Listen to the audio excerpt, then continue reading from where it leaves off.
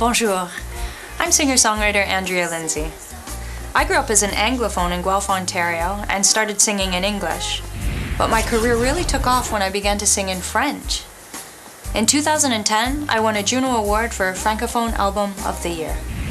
I actually was invited by a friend to go and spend some time in France. I was 18 at the time, and I just had such a great time, and I fell in love with the language. I asked myself sort of, what makes you passionate? What do you like? And my two passions really are music and French, so I decided to put the two together. Speaking both French and English is helping many public service employees to push the boundaries in their careers. I'm going to introduce you to some people who are making it happen every day. And I challenge you to dare, oser, to take full advantage of every linguistic opportunity you can. Linguistic duality gives Canada a unique niche in the world. We're one of the only major countries to be a member of both the Commonwealth and the Organisation Internationale de la Francophonie. About 500 million people in the world speak English, and more than 100 million speak French. Our linguistic duality positions Canada to be a leader in today's global world. I soon realized the importance of being able to speak French in the public service. I started by going to the library of Vancouver, and I borrowed tons of cassettes and a 500-page grammar book, and so every day I would just listen to these cassettes, and then I tried out the exams, the second language test in 2008, and I got an E for exemption. I really wanted to learn French, so I just kept reading French books, listening to radio, and watching TV in French. I also signed up for the federal program Campus Direct. It's online, 24/7, and it's free. French and English are part of our Canadian heritage and an integral part of the public service. We've developed tools to encourage linguistic duality in this country, many of which can be found on the website. Once you learn a second language, it's vital that you use it on a daily basis. You have to dare, oser. I always begin a meeting speaking in both French and English. That way, people know that they are free to use the language of their choice. It gives me a great opportunity to use my second official language every day.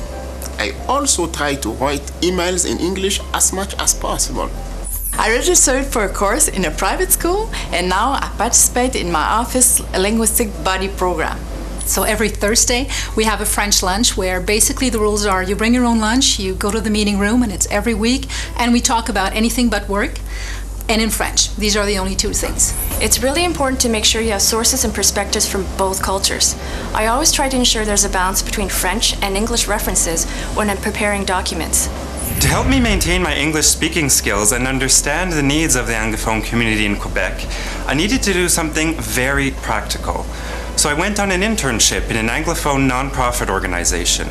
It allowed me to perfect my English, understand this community's needs, and share my expertise.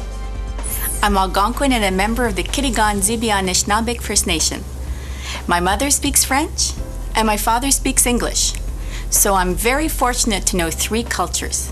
I make it a personal practice in my daily life to respect and better understand myself and my cultures. This helps me bring people together and act as a unifier in my work. When I have access to the values of others, I want to respect them and appreciate their richness. Kakaknazum. Daring to establish a workplace where both official languages are valued is a day-to-day challenge. I'm always encouraged to use the language of my choice. I feel free to write anything, emails, documents, and of course, speak at meetings in whichever language I choose. I'm fully respected and valued by my superiors and my colleagues, whether I communicate in French or English. Speaking your official language of choice or practicing your second language is a two-way street between me and my employer. It's also a responsibility I share with my colleagues. We all work together on this. The second Thursday in September is Linguistic Duality Day throughout the public service.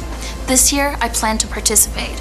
I'll encourage everyone in my team to use our website in their second language to get to know our programs and activities better. Then we'll have a short meeting and share what we learned. I was afraid to take the leap and to write in French.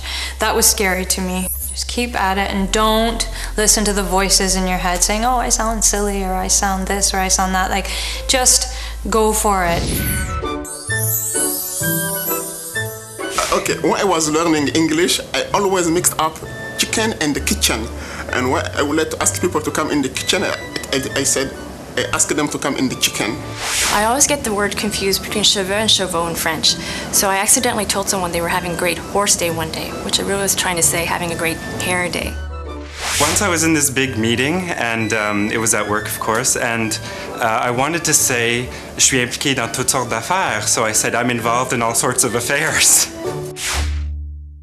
My love of languages helped me to reach for the stars. Today, I challenge you to expand your horizons and open up new perspectives.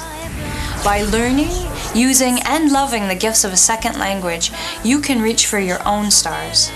Go ahead, I dare you.